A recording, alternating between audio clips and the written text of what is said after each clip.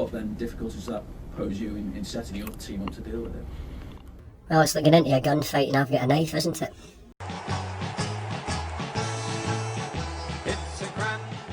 Hello Blues, welcome back to Grand Old Team. I'm Adam Partington. Before we get on with the video, I want to ask you a quick favour. Unlike some other fan channels, we don't have a big media company that backs us, so Grand Old Team is literally just a couple of lads, me included, putting out content for Evertonians. It's the epitome of a channel that's for the fans, by the fans, I suppose. But because of this, we need your help to continue to grow the channel. So if you know another Evertonian who isn't aware of Grand Old Team, after you've watched this video, do me a favour, please.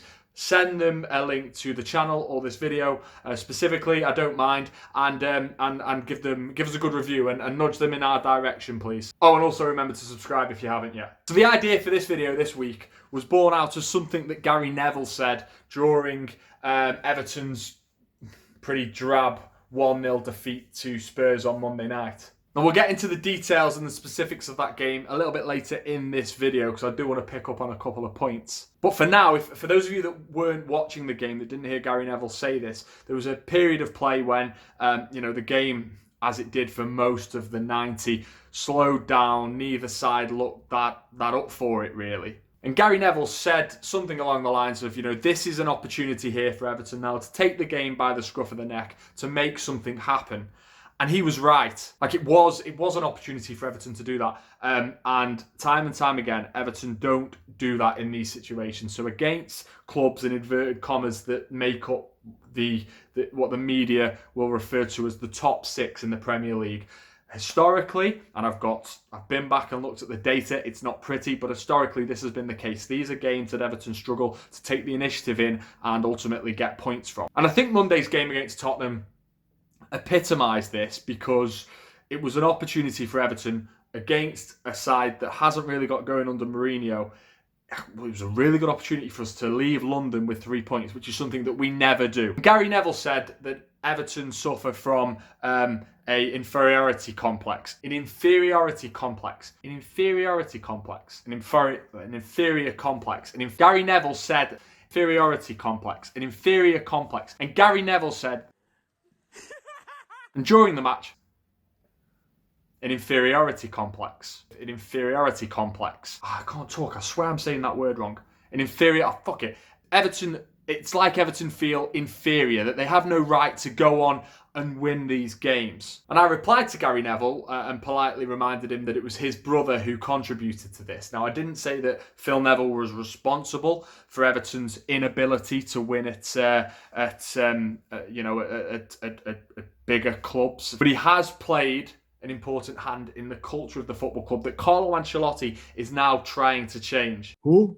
Some of you will recall back in I think it was maybe around 2011, it was towards the back end of Phil Neville's time with Everton anyway, he came out and said that a top 10 finish for Everton Football Club was good enough and that Evertonians should really be happy with Everton finishing in the top 10. As you can imagine, this enraged lots of Evertonians, including myself, to be honest, because I don't think as Evertonians we should be expecting to win the league every season. We haven't really done that. Yes, we have had successful periods in our history. I don't think any of us do expect Everton to go on and win the league every single season, but we certainly do want and expect a little bit better than a 10th place finish. But Gary Neville's comments about Everton feeling like they are inferior to this opposition, they stack up with our record at stadiums that belong to clubs within the top six. So get this, it was 1996 the last time we beat Arsenal at Arsenal. It was 1994 the last time we beat Chelsea at Chelsea. I don't need to remind you of this one, but it was 1999 the last time that we beat Liverpool at Anfield. City, 2010. United, we've only won twice at United since the Premier League started. The last time was in 2013 against David Moyes, ironically. Well, it's like getting into a gunfight and I've got a knife, isn't it?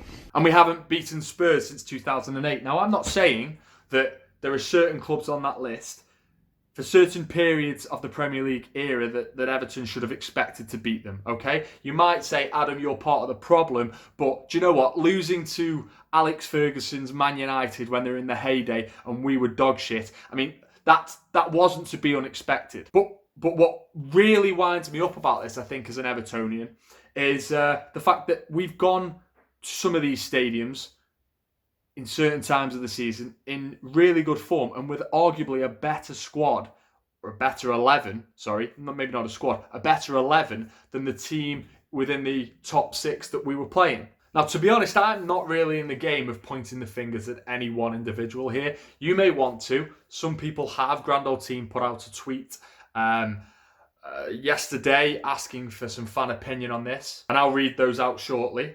But what I wanted to do was get the thoughts and opinions of someone who really knows Everton inside out. And the first person that sprung to my mind is a friend of mine, Jim Keoghan. Some of you may follow Jim on social media. He is a terrific author, a brilliant author, one of my favourite Everton writers. But anyway, I asked Jim what he thought about this whole issue, and here's what he had to say. I think as a club and a fan base, they're not really over what happened in the late 90s and early noughties. I think that was a really traumatic time for 2 reasons. First, we were embroiled in relegation dogfights for a long time. Relegation hung over us for years. And secondly, it was the trauma of an elite club falling out of the elite. I think for the first time since the 60s, we realised that we could not win the league. So I think when Moyes came in, we were all grateful to finish 6th or 7th because it meant that we weren't facing or fighting relegation. I think that sense of fear, or that sense of not feeling like an elite club, is still with us. I still go into each season fearing the possibility of the club being pulled into a relegation fight. Even next season, even with Ancelotti, my first kind of instinct is I hope we are in the bottom 3 at some point. And I think as a fan base, as soon as things go a bit awry, we panic as well. I think fans of the big clubs, our former peers in the 80s, like Arsenal, Liverpool, Man United, they do not go into a season ever thinking there's even the remotest possibility that they'll be pulled into a relegation dogfight. So I think that kind of fear, maybe even like an imposter syndrome, still hangs over us. And that must infect the club too, because nothing else really explains why we are incapable of going to elite grounds and winning a game, because we are a big club. The rest of football sees us as a big club, but we as a club and fans still occasionally think like a small club. So yeah, if you want to buy any of Jim's books, I will leave a link in the description underneath this video. And I actually think it was really interesting there what Jim said about the impact that the 90s had on us as a fan base. So I know for myself, I'm 30, going on 31, and if you're around the same age, this will probably resonate with you. But most of my earliest Everton experiences were incredibly traumatic. Honestly, I've got no idea why I kept going back. I mean, one of my earliest, most vivid memories is of the game against Coventry in '98. That was the first, I think the second season that I had a season ticket in the Gladys Street. So I was very, very young, and I remember being in tears after Dion Dublin scored. But and that's had a lasting impact on us. If you're around my age, as Jim points out in the video there, you go into every season and you're thinking about relegation. It's batshit, it's berserk, but we still do it every single season. We kind of feel like, oh, this will be the season when our luck runs out and we finally drop. And I think all of this collectively feeds into our mentality. I remember being 13, I was 12, 13, around that age, and I think it was Moyes' second season, and we were going quite well in the league. We just won away, may have been down in Tottenham or somewhere like that. It was a good win anyway, and they showed the league table, and Everton were in 5th. It was like October time, and Everton had started the season pretty well. We were in 5th place, and I remember seeing that, and at the time, as a 12-year-old Evertonian, I remember being like so proud that Everton were in 5th place in the Premier League. That in itself is a little anecdote of the kind of shite that a lot of us have been served down the years and were served for so long. So anyway, I think the point I'm making about that is we can't expect to have...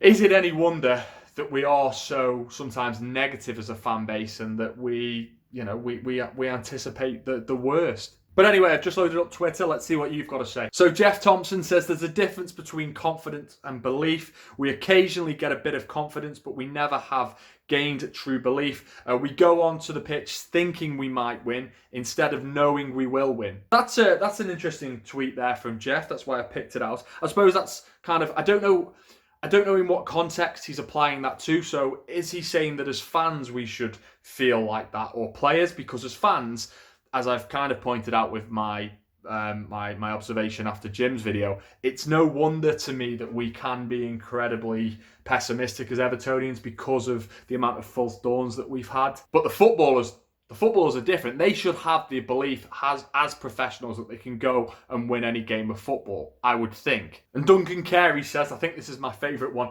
years of managers, brackets mainly Moyes, setting up against the big six, not to lose rather than trying to win. Duncan has pointed out David Moyes there, and I am always reluctant as an Evertonian. Maybe I'm part of the problem, let me know in the comments section below. But I'm always reluctant as an Evertonian to go after Moyes too much. And again, I think this is due to the trauma that I experienced as an Evertonian in the 90s.